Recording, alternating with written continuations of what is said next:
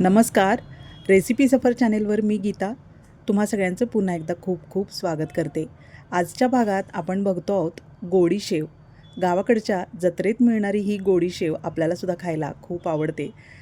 गावाकडच्या लहानपणीच्या आठवणी यामुळेच जाग्या होतात. 1 कप अगदी बारीक दळलेलं विकतचं बेसन पीठ आहे हे. घरचंसुद्धा चालेल. चाळून घेऊया म्हणजे यात बारीक गुठळ्या असतात त्या मोडून जातील आणि अगदी छान व्यवस्थित एकसार पीठ आपल्याला मिळेल. त्यामध्ये अगदी 2 चिमूट मीठ टाकूया आणि त्यानंतर अर्धा चमचा ओवा टाकायचा आहे. हातावर चुरडून घेतला आहे मी. ओव्यामुळं शेव खाताना एक वेगळा सुगंध आणि एक टेस्ट जी येते ती ओव्याची असते. त्यानंतर 1 चमचा बडीशेप टाकायची आहे आणि 1 चमचा थंड तेल आहे हे. गरम करण्याची काही गरज नाही, थंडच तेल टाकायचं आहे. यामुळं शेव आतून खुसखुशीत आणि पोकळ होते. सगळं साहित्य एकत्र मिक्स करून घ्यायचं आहे. पिठाला सगळीकडं तेल लागेल अशा पद्धतीनं मिक्स करून घ्यायचं. अगदी थोडं थोडं पाणी टाकत याचा घट्ट गोळा मळून घ्यायचा. पाणी एकदम टाकायची घाई करायची नाही, नाहीतर पीठ अगदी पातळसर होईल आणि मग पुन्हा पीठ मिक्स करण्याची वेळ येईल. त्यामुळं अगदी थोडं पाणी टाकायचं. हे पीठ खूप गुळगुळीत असल्यामुळं पाणी कमी लागतं. बघा अगदी घट्ट गोळा मळून तयार आहे. अगदी मऊसर गोळा मळला आहे मी. थोडंसं पाणी लागलं आहे, अर्धा कपापेक्षासुद्धा कमी.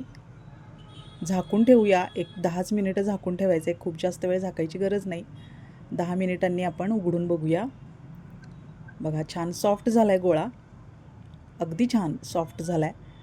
आपण यात हळद वगैरे टाकलेली नाही आहे. पिठाचा मूळचाच रंग आहे हा. छोटे छोटे गोळे वळून घ्यायचे आणि असा रोल वळून घ्यायचा आहे त्याचा. आपल्याला ज्या आकाराची शेव आवडते त्या आकारात आपल्याला असे लांबट गोल वळून घ्यायचे. बघा अगदी सहज वळलं जातं कारण आपण यामध्ये तेल मिक्स केले त्यामुळे चिकटत नाही. अशा पद्धतीनं सगळे छोटे छोटे गोळे वळून घ्यायचे आपल्याला. तेल एका बाजूला तापत ठेवले. एकदा तेल कडक तापलं की गॅस मिडियम करायचा. आपल्याला मिडियम गॅसवर ही शेव तळून घ्यायची आहे म्हणजे मग ती आतून अगदी छान खुसखुशीत होईल. कट करूया. आपल्याला हव्या त्या आकाराचे कट करून घ्यायचे. खूप बारीक नाही किंवा खूप जाडसर लांबट नाही. अशा पद्धतीनं मीडियम आकाराचे हे कट्स देऊन घ्यायचे. साधारण 2.5 ते 3 इंचाची शेव आपण कट करून घेतो आहे.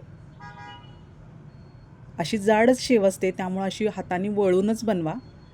तेल चांगलं तापलेलं आहे. आता बघू शकताय तुम्ही. खूप जास्त कडक नाही आहे किंवा थंडसुद्धा नाही आहे. अशा पद्धतीनं मीडियम तेल आपलं तापून तयार आहे.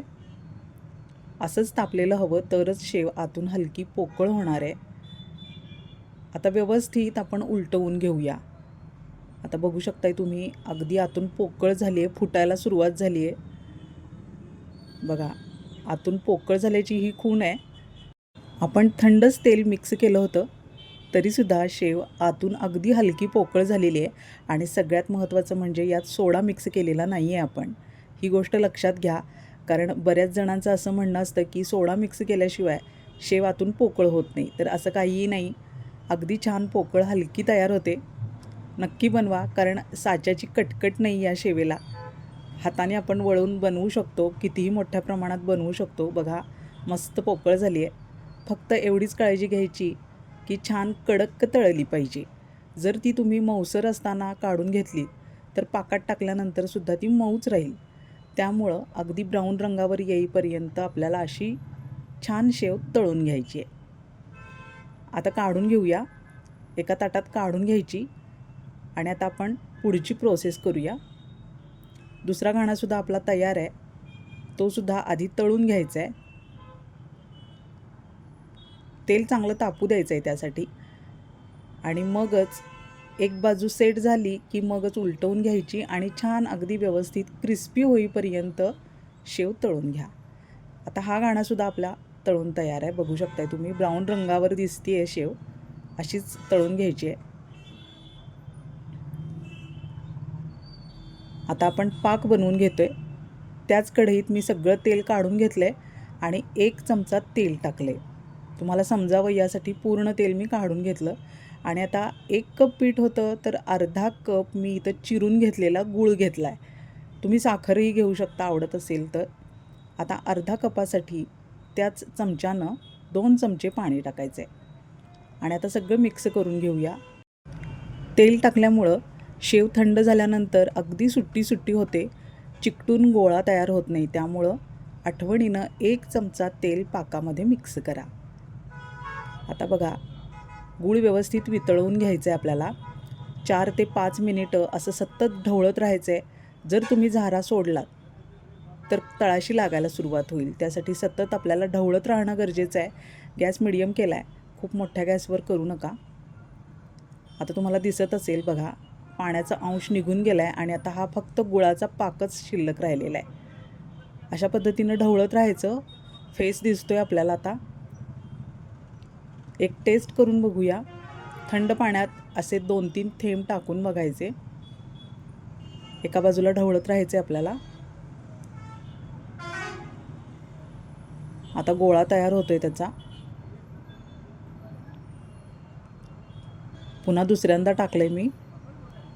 आपल्याला कडक पाक हवा आहे. बघा आता मोडला जातोय तो कटकन. अशा पद्धतीनं तयार आहे. पाण्याचा पूर्ण अंश निघून गेला की अशा पद्धतीनं आपल्याला पाक तयार मिळतो. आता यामध्ये सगळी शेव आपल्याला टाकून घ्यायची आहे. व्यवस्थित कोट होते असाच पाक बनवून घ्या आणि शेव अशी मिक्स करून घ्यायची.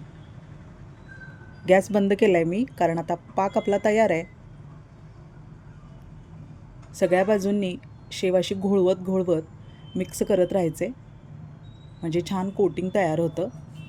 2-3 मिनिटं असंच ढवळत राहूया, म्हणजे प्रत्येक शेवेला पाक चांगला कोट होईल. बघा आता थोड्या वेळाने मी काढून घेणार आहे ताटात. थंड झाल्यानंतर शेव आपोआप सुट्टी होते. आता थोडीशी गरम आहे. ताटात अशी काढून घ्यायची आणि पसरवून ठेवायची. व्हिडिओ आवडत असेल तर नक्की लाईक करा आणि हाईप द्यायला विसरू नका. रेसिपी आवडत असतील तर जरूर शेअर करा, म्हणजे लहान मुलांना खायला मधल्या वेळी खूप छान ऑप्शन आहे हा. जुन्या पदार्थांची ओळख आजकालच्या मुलांना नसते, तर अशा पद्धतीनं आपल्या लहानपणी खाल्लेले पदार्थ मुलांना ओळख करून देऊया. यामध्ये आवडत असेल तर तुम्ही लाल रंग घातला तरी चालणार आहे, कारण गावाकडच्या जत्रेतली ही शेव आहे आणि लाल भडक रंगाची ही शेव मिळत असते. जर असेल रंग घातला तरी चालेल, नसेल तर नाही घातला तरी चालणार आहे. बघा मस्त झाली आहे अगदी. बघा आता सुट्टी झाली आहे. थंड झाल्यानंतर अगदी पोकळ झाली आहे, हलकी झाली आहे. अशा पद्धतीनं नक्की बनवून बघा तुम्ही सुद्धा, आणि जर बनवली तर कमेंटमध्ये सांगायला विसरू नका. आता बघूया मोडून. बघा मस्त हलकी पोकळ दिसते आपल्याला. 1च चमचा तेल मिक्स केलं होतं. आता ही काढून घेऊया आपण.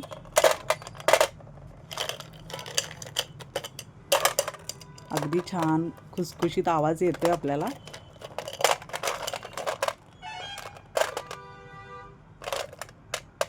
तयार आहे बघा. पुन्हा भेटूया अशाच नवीन सुंदर रेसिपीसह पुढच्या भागात. नवीन नोटिफिकेशनसाठी चॅनल सबस्क्राईब करून ठेवा आणि रेसिपी आवडत असतील तर शेअर जरूर करा.